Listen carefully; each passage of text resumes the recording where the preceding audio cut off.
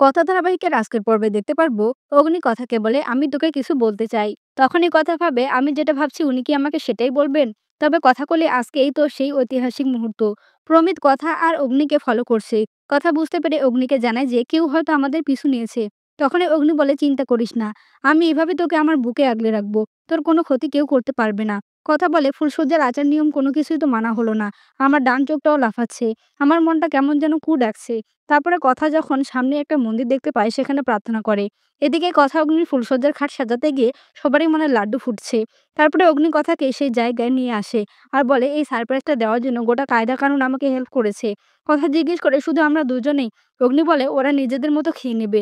সামনে বিশাল সমুদ্র আর এখানে আমি আর তুই ছাড়া আর কেউ নেই। কথা উঠে দাঁড়ায় আর বলে এত সুখ আমার সইবে তো। সেই মফস্বলের গোবরদেবীকে আপনি আজকে এতটা আপন করে নিয়েছেন। আচ্ছা পাচক মশাই, যদি আপনার মা রাজি না হতেন তাহলে কি এই বিয়েটা আপনি করতেন?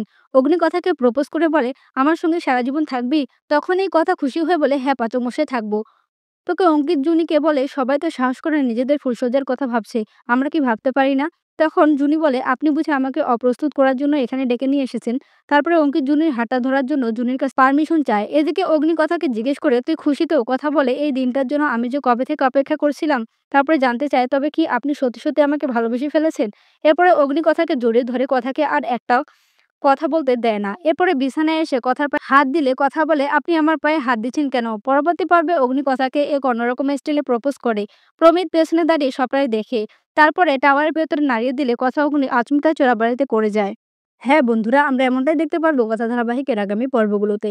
আমার ভিডিওটি ভালো লেগে থাকলে লাইক করে দিন। কথা ধারাবাহিকের নতুন নতুন আপডেট পেতে আমার চ্যানেলটিকে সাবস্ক্রাইব করে পাশে থাকা বেল আইকনটি ক্লিক করে রাখুন। ধন্যবাদ।